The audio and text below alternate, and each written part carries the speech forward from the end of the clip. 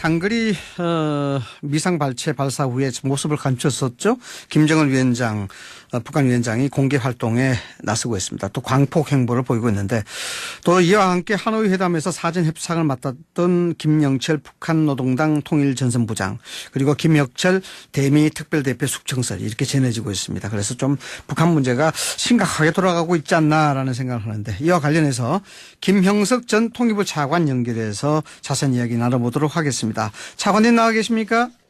네, 안녕하십니까? 네, 아침 일찍 감사합니다. 네. 예, 고맙습니다. 자, 언론에 많이 보도가 됐습니다만은 지난 주말 한미일 국방장관 이 한반도 비핵화 공조 방안에 대해서 회담을 개최했는데 이 중에서 그 이와야 일본 방위상 말이 좀 예민하죠. 북한 단거리 미사일이 탄도미사일로 규정을 했다. 안보리 길이 위반했다. 이렇게 강조했는데 정경두 국방부 장관도 그렇고 미국 측 반응과는 약간 결이 다른데 이건 왜 그렇습니까? 기본적으로 보면 이제 일본이 이제 북한이 가지고 있는 이제 미사일을 포함한 그런 안보적 위협에 대해서 보다 더 좀 우려하고 있다라는 거죠. 왜냐하면 지금 일본과 북한 간에는 지금 대화라든지 그런 관계가 전혀 이루어지고 있지 않습니다. 그리고 지금 현재 보는 게 지금 이제 한미도 그렇고 단거리 미사일이다라고는 했고 이제 결국 이제 탄도 미사일이냐 아니냐 이런 부분에 대해서는 논란은 이제 있지만 여전히 이제 단거리 미사일이라는 것은 이제 명백한 거고 이제 그런 측면에서 본다면 이제 북한과의 관계가 이제 사실상 단절되어 있는 일본의 입장에서 보면 이제 우려하는 그런 측면이 있는 거죠. 그래서 이제 북한의 위협에 대해서 우려는 하는 것은 제가 보기엔 이제 한미일 3국은 다 같은 거고 왜냐하면 이제 지난 5월 4일하고 9일에 발사했던 것 자체가 단거리 미사일이다라는 게 지금 이제 판단이지 않습니까? 네, 그렇죠. 그러니까 그런 부분에 대한 우려하고 다만 그것을 이제 해결하는 데 있어서 어떻게 할 거냐 이제 라는 부분이 이제 중요한데 이번에 이제 한미일 국방장관 자체가 기본적으로 이제 뭡니까 이제 그런 북한의 미사일에 대해서 이제 확고히 대응을 하지만 이제 외교적 해법을 통해서 이제 북한이 변화할 수 있도록 하자. 그리고 목표는 이제 북한의 비핵화와 한반도에 있어서의 평화체제 구축이다. 이런 이제 방향은 이제 같이 하고 있기 때문에 뭐 그렇게 크게 우려할 사항은 크게 우려할 사항은 아니다. 예, 우려하면서 뭐 이건 뭐 서로 균열이다라고 보기에는 아직 어렵다. 왜냐하면 이제 일본으로서는 북한의 미사일에 대한 그런 이제 안보 위협에 대해서 느끼는 게 좀 다른 거죠. 다를 수밖에 없는 거죠. 그렇겠네요. 네, 한미일이 공통적으로 뭐 북한 미사일에 대해서 위협은 다 느끼고 있는데 해석의 차이가 있네요, 그렇죠? 그럼요, 이제 정도의 차이라고 보는 거죠. 알겠습니다. 자, 김정은 북한 위원장이 23일 만에 공개 활동 재개를 했는데 현지 지도 모습이 이제 공개돼서 여러 가지 해석이 많습니다.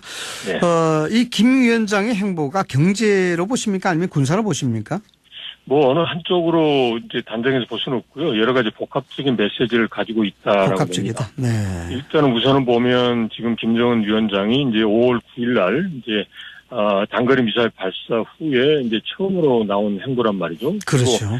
그 행보 이제 한 23일 정도 이제 안 보였었는데 그 사이에 보면 여러 가지 이제 복잡한 이야기도 나왔습니다. 이제 보면 이제 북한의 이제 대남 라인에 이제 동정 문제를 포함해서 그다음에 또 이제 그 미국에 대한 이제 북한의 메시지는 계속적으로 이제 미국이 좀 강권을 하고 있다. 그러니까 즉 셈법을 바꾸라 이런 이야기도 나왔고, 그다음에 경제적으로도 어렵고 이런 상황이었단 말이죠. 그래서 한 거는 일단 이거일 것 같아요. 이제 우선 이제 자강도라는 게 과거에 이제 고난의 행군 시절에 이걸 해결했던 그 상징적인 지역입니다. 상징적 지역이죠. 지금 이제 중요한 게 북한으로서 이제 경제에 대해서 뭔가 변화를 줘야 되는데 미국과의 협상이 잘 이루어지지 않음에 따라서 제대로 안 되고 있단 말이죠. 그래서 내부적으로 북한 주민들한테 뭐 자력 갱생 정신 강조하고 새롭게 해야 된다라는 걸 강조한단 말이죠. 그래서 고난의 행군 시대에 그걸 극복했던 장소를 방문해서 북한 주민들에게 대해는 이제 과거처럼 이런 어려움을 극복을 해라. 라는 하나의 이제 메시지와 함께 두 번째, 이 자강도 지역이라는 자체가 이제 군수 공장이란 말이죠. 그것도 북한의 경제 건설 상황에 비춰보면 이제 군수 공장이 이제 북한의 경제를 이끌고 나갈 수밖에 없는 거예요. 그래서 즉 북한의 이제 지금 현재로서 이제 가능한 발전을 가져올 수 있는 요소인 이제 소위 군수 공장이 있는 이제 자강도나 이제 자강도 지역을 방문해서 뭔가 여기에서 북한의 경제를 살릴 수 있는 노력을 해라.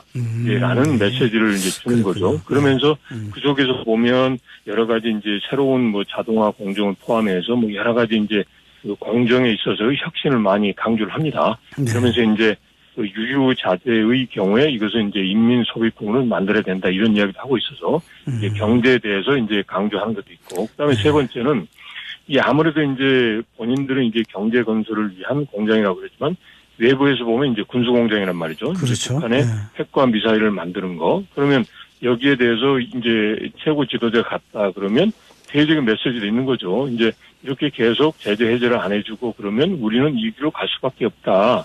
라는 메시지도 그런 메시지도 그런 복합적인 상황입니다. 네, 그런데 네.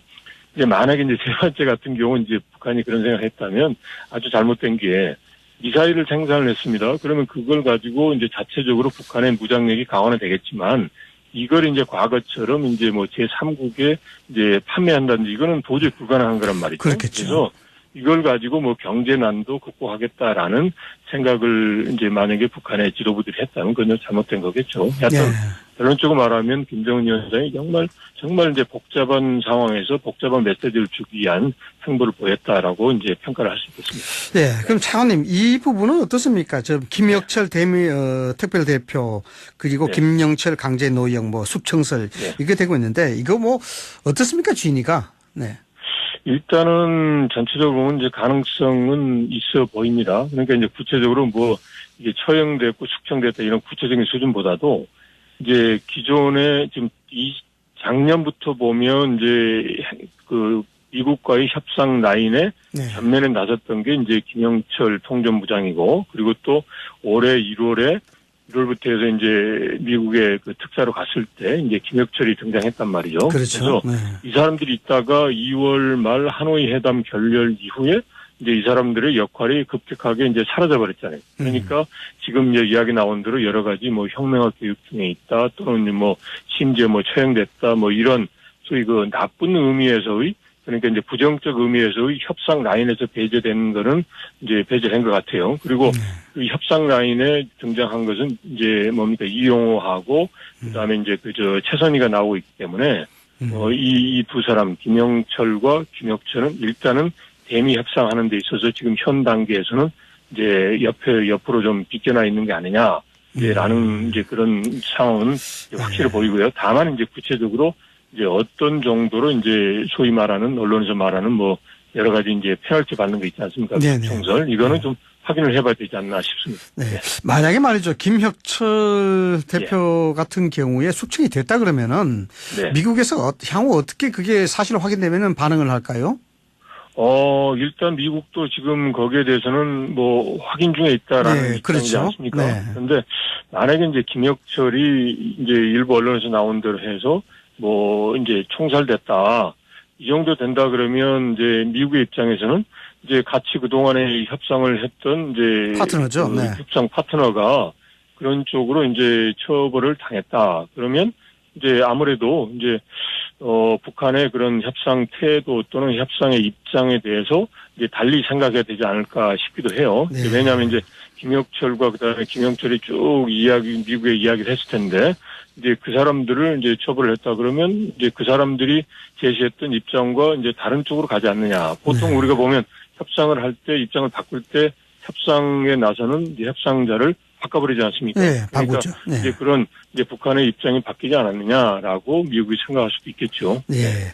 자, 마지막으로 하나만 더 여쭙겠습니다. 네. 뭐 국민들도 그렇겠습니다만 언론들도 관심이 많은데 앞으로 말이죠. 김정은 국무위원장이 추가 미사일 발사라든가 도발을 택할 수 있는 관측 어떻게 보십니까? 가능성이 전혀 없는 건 아닌데 일단 북한 스스로가 올 1년 동안에는 계속적으로 이제 미국의 태도 변화를 지켜보겠다라고 했으니까 이제 올 1년간은 이제 북한은 이제 관망의 자세를 보일 가능성이 높습니다. 네. 그래서 이제 이런 기간 동안 이제 북한이 이제 소위 그 잘못된 선택을 하지 않도록 이제 그런 경계도 하면서 유인도 하는 그런 이제 국제사회의 노력이 이제 필요하지 않나 싶습니다. 그러니까 즉 북한 김정은 위원장이 무엇을 어떻게 할까라고 이제 뭐 자꾸 추정하거나 전망하는 것보다는 이제 김정은 위원장이 우리와 국제사회가 원하는 방향으로 이제 갈 수 있도록 환경을 만들고 유도하고 그리고 경우에 따라서는 북한이 오파르지 않도록 강력한 그 힘도 보여주는 그런 노력이 필요하다라고 생각합니다. 우리 정부는 어떻게 해야 될 것 같아요? 우리 정부는 일단 기본적으로는 이제 북한하고의 지금 뭐 다양한 차원에서 소통을 하고 있을 것이라고 이제 기대를 합니다만은 이럴 네. 때일수록 북한에 대해서 이게 현재의 국제사회 정세 그리고 북한이 처하고 있는 지금 현재 상황에 대해서 여러 가지 이야기를 해줘야 될 것 같아요. 그러니까 네, 여러 가지 이제 얘기를. 과거처럼 해서 이제 90년대처럼 뭐 고난의 행군식으로 이제 해결할 수 있는 문제가 아니란 말이죠. 네. 그리고 아까 말씀드린 대로 뭐 미사일 개발을 해서 또 미사일 부품을 해서 옛날처럼 팔 수 있는 것도 아니란 말이죠. 그렇죠. 그리고 중국이 지금 마냥 뭐 북한에게 대한 뒷배 역할을 해줄 수 있는 것도 아니란 말이죠. 그래서 이럴 때는 북한의 체제에 대해서 국제사회가 다 이제 안전을 보장하니까 이럴 때 과감하게 이제 국제사회 협력하는 방향으로 나올 수 있도록 적극적인 협력과 함께 가장 중요한 것은 이제 미국과의 그 동맹에 있어서 마치 균열이 있는 것처럼 그런 오해를 줄 수 있는 이제 그런 상황은 저희가 철저히 배제하고 배제를 해야 된다. 이제 네. 예, 배제를 하면서 북한을 움직여야 되지 않나 싶습니다. 네, 알겠습니다. 지금까지 김형석 전 통일부 차관이었습니다. 오늘 말씀 감사합니다, 장관님. 네, 고맙습니다. 네.